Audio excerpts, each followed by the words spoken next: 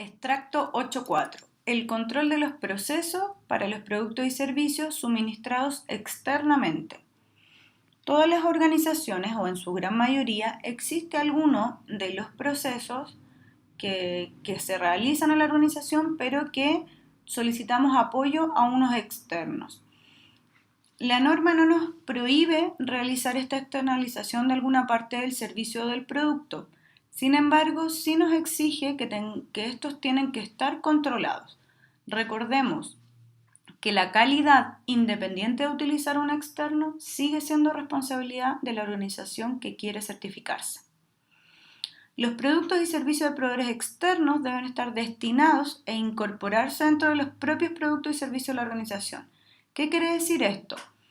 Que aquellos productos y servicios que nos entrega un proveedor, ¿cierto?, que los voy a utilizar en el producto y servicio que yo voy a entregar a un cliente, debo especificarlo, sí o sí. Los productos y servicios son proporcionados directamente a los clientes por proveedores externos en nombre de la organización. Es decir, yo voy a comprar algo a un proveedor, pero lo voy a destinar desde el proveedor directo al cliente. No va a pasar por mi revisión, ¿cierto?, directa, sino que del proveedor se va hacia el cliente. Y la otra opción es que un proceso o una parte del proceso es proporcionada por un proveedor externo como resultado de una decisión de la organización. Por ejemplo, cuando no damos con la factibilidad, cuando no tenemos personal disponible, cuando no tenemos productos en stock, es que entonces contamos con un proveedor externo, ¿cierto?, que no es como decisión oficial que él participe de esto, pero esta vez sí lo va a hacer por una decisión de la organización.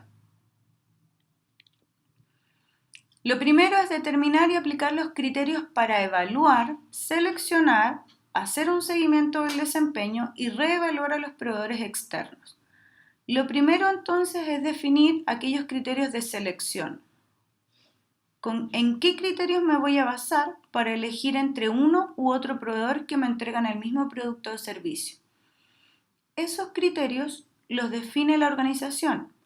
Puede ser precio, puede ser obligatoriamente la calidad, puede ser las facilidades de pago que me dan, las fechas de compromiso de entrega, el personal del que dispone.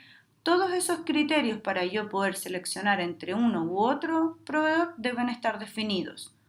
Recuerden que los criterios los define la propia organización, pero deben ir asociados al producto o servicio que les van a entregar. Además, tengo que definir criterios para la evaluación del proveedor. ¿Qué significa esto? Una vez que ya trabajé con este proveedor, tengo que evaluar su servicio. ¿Me entregó en la fecha que estaba comprometido a entregar?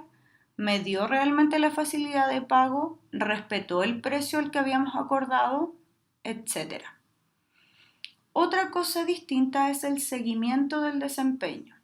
El seguimiento del desempeño viene a ser una especie del respaldo de la evaluación. Comúnmente la evaluación se realiza una vez al año. La norma no nos exige hacerlo más seguido. Eso siempre queda a criterio de la organización. Pero si yo lo voy a hacer al final del año, hablemos un año calendario de enero a diciembre, si yo la evaluación del proveedor la voy a hacer en diciembre, ¿cómo me voy a acordar cómo funcionó en febrero, en marzo, en abril?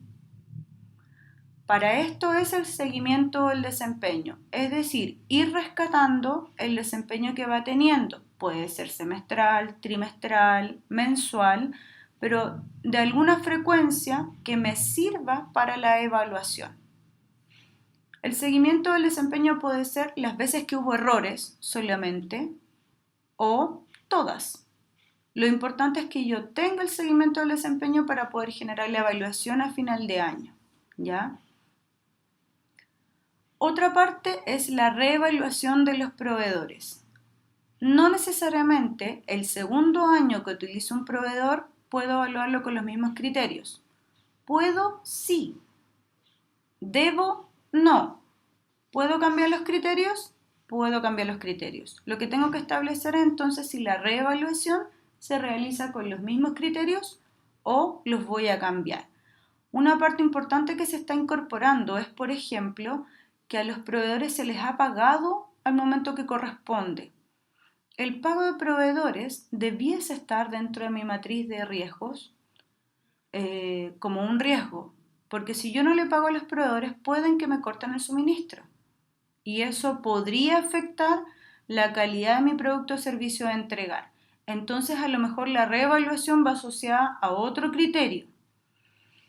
Otro criterio de reevaluación, que a veces no se utiliza en la evaluación, es cómo el proveedor va manteniendo el pago de sus trabajadores. Finalmente, si el proveedor no paga las imposiciones correctamente o los sueldos correctamente, cuando los trabajadores ya están involucrados en mi producto y servicio a realizar, pueden hacerlo de una manera no correctamente, ¿cierto? Debido a estos problemas que tienen con su propia organización.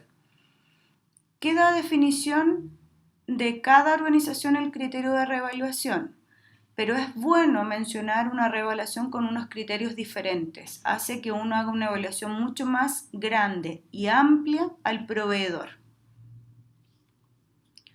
Por supuesto, esta selección, evaluación, reevaluación y seguimiento del desempeño es información documentada que debo mantener, ¿ya?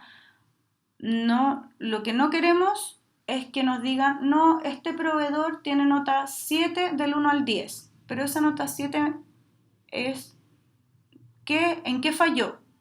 ¿Con qué criterio falló para no obtener el 10? ¿Cuántas veces falló? ¿En qué amplitud falló? ¿Ya? Por eso se pide un seguimiento del desempeño, un criterio de evaluación establecido y ojalá criterios de reevaluación variantes a la evaluación.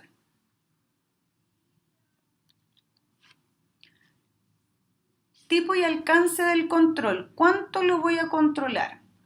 Ahora, puede que estos servicios externalizados no afecten la capacidad de la organización, como puede que sí.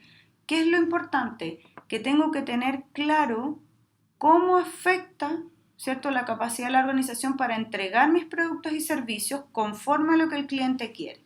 Si mi servicio externalizado es el de distribución, ¿cierto?, transporte final de un producto, realmente puede afectar de manera directa a los clientes. Si ese servicio tiene alguna falla, puede que no entregue a la fecha comprometida con mi cliente, ¿ya? O en la calidad que él espera recibir esos productos. Entonces, tengo que definir si realmente este proveedor puede afectar o no la entrega a mi producto y servicio. ¿Qué debo hacer para el control? Primero, tengo que asegurarme de que todos los procesos, ¿cierto?, que estoy externalizando están dentro de mi sistema de gestión de calidad. Es decir, los tengo controlados como parte del sistema. No es algo extra o algo que a veces voy a hacer o que solo si el cliente me lo pide lo hago. No, que es parte del control que está establecido dentro de mi sistema de gestión de calidad. Y por supuesto, definir qué control voy a hacer a qué proveedor externo. Lo importante es que este control yo lo tengo que evidenciar y respaldar, por lo tanto es una información documentada que se pide durante las auditorías, ¿ya? Es decir, la salida que tiene el proveedor, sea directo al cliente o hacia mi organización, tengo que tenerla controlada. Y para esto, ¿qué debo considerar? Primero, el impacto que va a tener en los procesos, en los productos o servicios, esta externalización del servicio. Y por supuesto, asegurarme de que este proveedor externo va a cumplir los requisitos del cliente y los requisitos legales. Es decir, va a tener la factibilidad casi igual como si lo hiciese yo mismo, como organización. Recordemos que la responsabilidad de eso sigue siendo de la organización que se quiere certificar. Y además debo considerar que los controles aplicados son efectivos. Si el control aplicado es solo registrar como trazabilidad, no necesariamente eso es un control eficaz. El control eficaz debe detectar cuando algo ha fallado, cuando algo no cumple en algún aspecto con los requisitos del cliente. Además, determinar la verificación o cualquier otra actividad que sea necesario para poder asegurar que estos productos o servicios que entrega mi proveedor cumplen con todos los requisitos establecidos, no solo los del cliente, requisitos legales y requisitos propios de mi organización. Recordemos que siempre hay un sello característico de cada organización para el producto y servicio. Entonces me tengo que asegurar que mi proveedor lo sigue respetando. ¿Qué información debo traspasar y almacenar con los proveedores externos? Primero, los requisitos a cumplir del producto y servicio. Es decir, debo entregarle las especificaciones necesarias para que él pueda cumplir a cabalidad el requerimiento. Y la aprobación de los productos y servicios, es decir, ojalá tener claro cuáles son los procesos que utiliza, los equipos que utiliza, si los tiene calibrados o no, si el personal está capacitado y cómo realiza la liberación de los productos y servicios. Es independiente si el proveedor entrega a mi cliente o entrega a mi organización y luego yo lo traspaso al cliente. Ojalá que esté establecido. Entonces, el proveedor debe recibir las especificaciones, pero además debo aprobar sus métodos y procesos. La competencia del personal, recuerden que tiene que estar establecido si el proveedor le va a entregar al cliente directamente a mi nombre o va a entregar a mis instalaciones y luego yo como organización me encargo de la entrega hacia el cliente.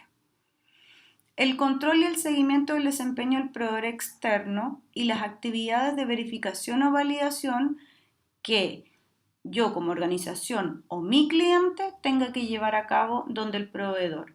Existen algunos productos y servicios que solo se pueden validar cuando están en uso. Por ejemplo, los paracaídas. ¿En qué momento yo evalúo si el paracaídas está bueno o está malo o algo falló en el proceso de elaboración? Una vez que se está utilizando. Por lo tanto, lo que yo debo verificar ahí son los procesos. Y los procesos los voy a verificar en las instalaciones del proveedor externo. Y lo puede hacer mi cliente o lo puedo hacer yo como organización. Eso debe estar establecido y cumplirse. Es parte de una información documentada que es recomendable almacenar. En el extracto 8.5 ya hablamos propiamente tal de la producción y la provisión del servicio. Lo primero es que tenemos que implementar la producción y la provisión del servicio en condiciones controladas. ¿Con qué? Por ejemplo, la disponibilidad de información documentada que defina todas las características de lo que se debe producir o del servicio a entregar y los resultados que quiero alcanzar. Ahora, todo esto se debe definir cuando sea aplicable, ya sea producto o ya sea servicio. Disponibilidad y el uso de los recursos de seguimiento y medición adecuados. Cualquier producto o servicio, yo tengo que hacerle algún seguimiento y medición. Y para eso tengo que haber definido previamente los recursos necesarios para realizar esta actividad. La implementación de actividades de seguimiento y medición en las etapas apropiadas para verificar que estamos cumpliendo los criterios del control de los procesos o de sus salidas y los criterios de aceptación para los productos y servicios. Es decir, cualquier actividad necesaria para asegurar que se cumplen los controles de procesos y los requisitos del producto y servicio. El uso de la infraestructura adecuada para realizar cualquier tipo de proceso, las personas competentes, ¿cierto? La validación y revalidación periódica de aquella capacidad que tengo como organización para obtener los resultados planificados, ¿cierto? Y acordados previamente con el cliente, identificando siempre las salidas no conformes para poder detectar ¿cierto?, aquella que está no conforme y poder realizar alguna acción previo a la entrega al cliente.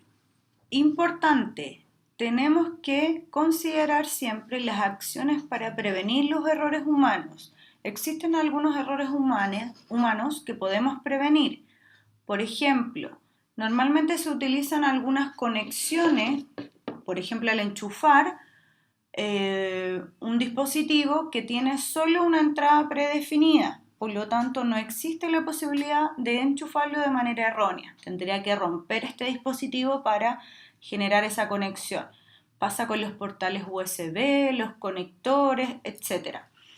Existen algunas acciones para prevenir errores humanos o también nos sirven generar alertas cuando algo sucede, ¿ya? Pero es necesario considerar si podemos o no implementar este tipo de acciones e implementar las actividades de liberación, entrega y posteriores a la entrega, es decir, cuándo se realiza la liberación, cuándo es una entrega y qué hacemos posterior a la entrega. Llamamos por teléfono a ver si estaba ok, etc. Identificación y trazabilidad. La organización debe utilizar los medios necesarios para poder identificar las salidas, ¿ya? Y cuando lo amerite, asegurar la conformidad de los productos y servicios. La trazabilidad de un producto corresponde al historial que tiene el producto desde que llegó a mi organización como materia prima o como requisito, ¿cierto?, de un servicio y todos los procesos que ha sufrido y transformaciones que ha sufrido dentro de mi organización para luego entregarlo. Ese historial es lo que se denomina como trazabilidad. ¿Para qué nos sirve la trazabilidad? Es por supuesto cuando un cliente nos contacta y nos dice que hubo un error en su pedido, en su producto o en su servicio, nosotros podamos revisar esta trazabilidad y detectar dónde estuvo la debilidad para poder generar una mejora en ese punto y evitar que vuelva a ocurrir esta disconformidad con el cliente, ¿cierto?, respecto a ese punto.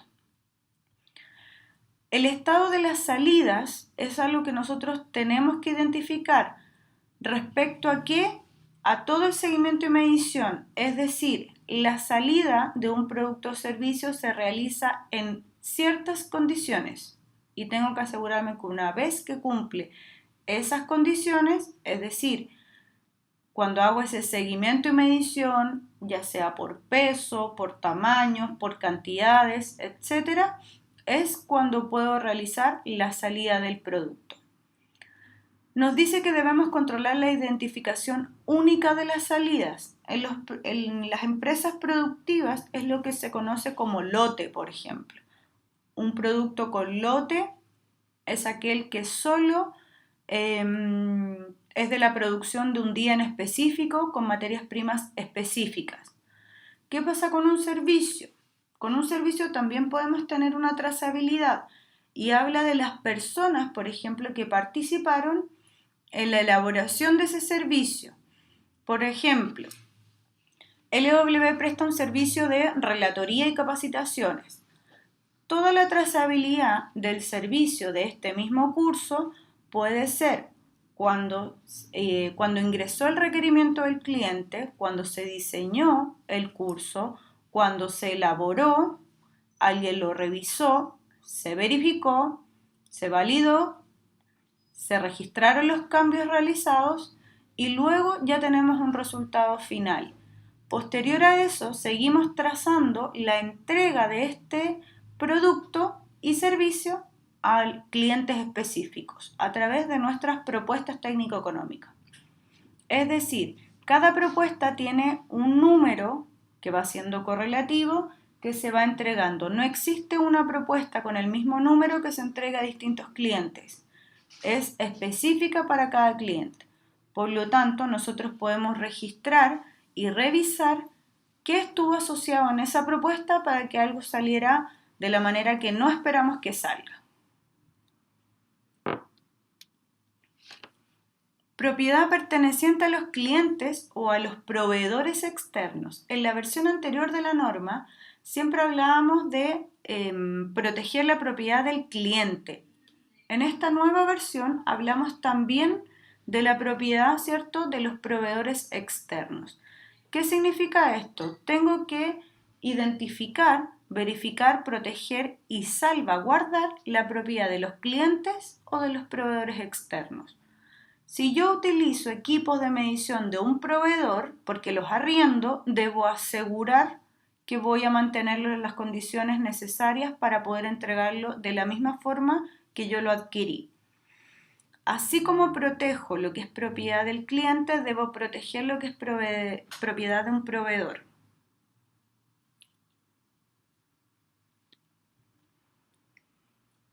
Cuando la propiedad de un cliente o de un proveedor externo se pierde o deteriore, ¿cierto? Lo primero que tengo que hacer es informar al cliente o proveedor. Conservar esta información documentada, ¿cierto? Que puede haber sido un correo que yo le envié informando lo que pasó. Eso es lo mínimo que debo hacer. Toda la resolución posterior es lo que voy a llegar a acuerdo con mi cliente y el proveedor. Pero tengo que indicar y almacenar esa información documentada donde yo le informo lo que ha ocurrido con su propiedad.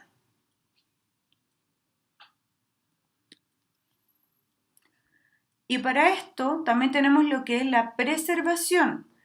Todas las salidas durante la producción o prestación del servicio tengo que asegurar esta preservación respecto a los requisitos del cliente y los requisitos propios como legales o internos de mi organización.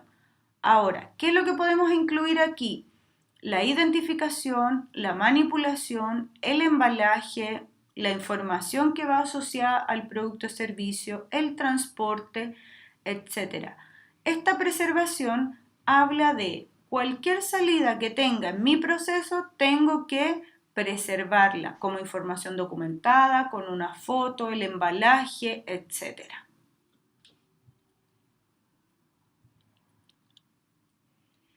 ¿Qué hago después de la entrega?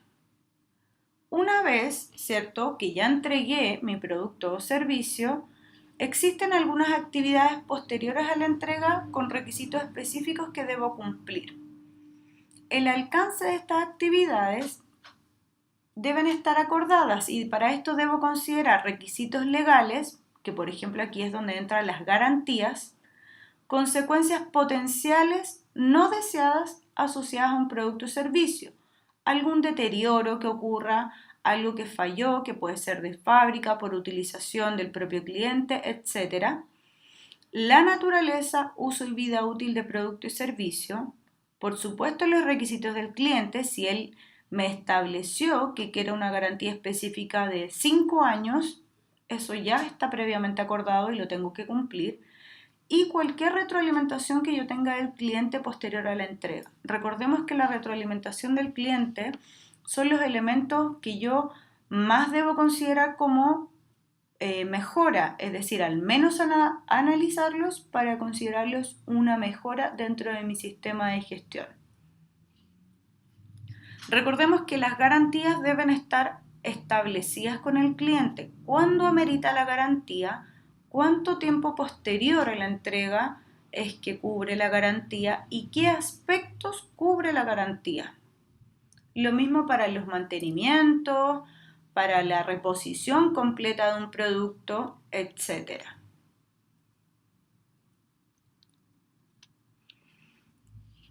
Y nuestro control de cambios. A lo largo de todo lo que hemos revisado en la norma, nos hemos dado cuenta que el control de cambios, ya sea asociado al diseño, desarrollo, a los requisitos del cliente, a los procesos que estandaricemos documentados, todos los controles de cambio debo almacenarlos.